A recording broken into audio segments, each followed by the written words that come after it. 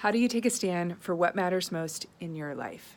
This is what I'm curious about this morning. This is what I'm thinking in terms of focusing my mind, declaring my moonshot. That's something extraordinary that wouldn't otherwise happen. I get to do this on a daily basis, and it's helpful to reflect back on a few simple guides, rules, if you will. Number one, keep your word to yourself. When you establish that level of trust, trusting yourself to not abandon yourself, declaring what by when that you will do, you're keeping that word to yourself.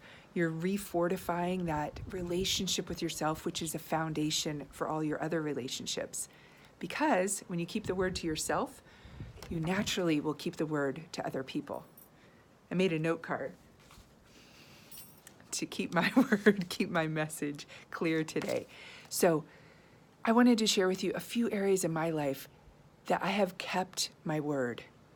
I've kept my word to my marriage as a conscious choice, as a monogamous choice, as a willing to evolve choice.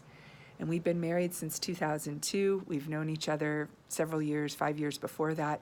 It's been an evolution of sorts, the alchemical mix of what happens in the space between us as we make our moves, as we have our children, as we go through financial realignment, whatever is happening in our lives, we come together. We are a team. I've made that commitment to my marriage.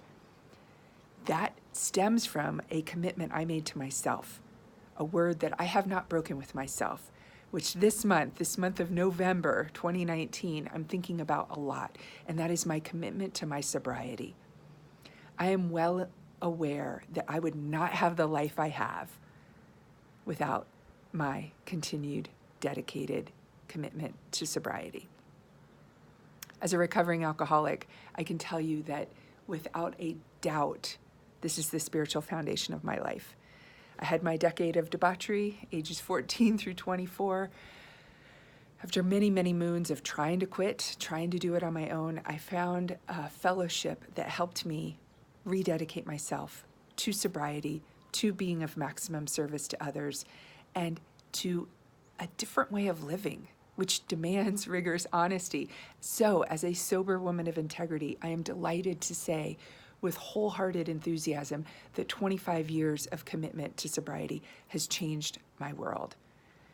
I've been committed to movement, and I forgot that. But as I was doing movement this morning, and my friend Marco poloed, and she said, I'm getting my morning routine going, but man, getting moving in the morning, how do you do it? You've been so committed to your morning movement. And I realized sometimes we do things and we're committed to them, and we don't even take a moment to pause and be like, give a moment of thanks and appreciation towards ourselves, towards our willingness. I used to sit around and wait for time to show me some better thoughts. I used to sit around and wait to be motivated. And I realized waiting to be motivated is backwards. I get to be willing to show up to my life, to do daily self-massage, to do daily cold showers, to do daily conscious breath work. I've started doing the Wim Hof method, which is rocking my world and realigning my nervous system. I have done yoga daily on some level. Sometimes it's 30 seconds of remembering my favorite yoga pose. Other times it's an hour and a half on the beach. Most of the times, most mornings, it's 20 minutes. 20 minutes of getting on the mat. And I usually need to hear an influencer help me.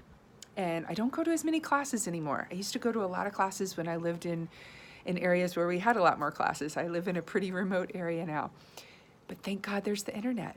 Thank God there's Yoga with Adrienne. She's my gal from Austin, Texas. And so I do yoga daily, most days. And the days I don't, I feel a difference, and I don't do the self-aggressive beat up anymore.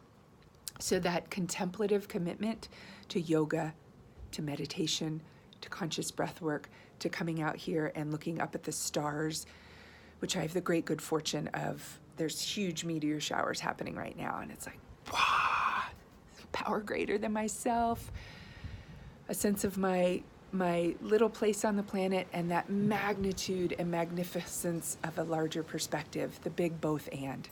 So my commitment to a contemplative practice has been 30 plus years now. 32 going on 33 years. Yes! Love it, love it, love it. I'm committed to forgiveness. This is a big one. I am committed to forgiveness because there is no rewind button. My greatest definition of forgiveness is letting go of the idea of ever having a different past. It's fully being in the now, forgiving self, other, and spirit, self, other, society, self, other, surroundings, the SOS of our times, in order to clear the slate, take care of what I am responsible for, and then take committed action to be the change I want to see in the world. Forgiveness does not mean complacency. There is a clear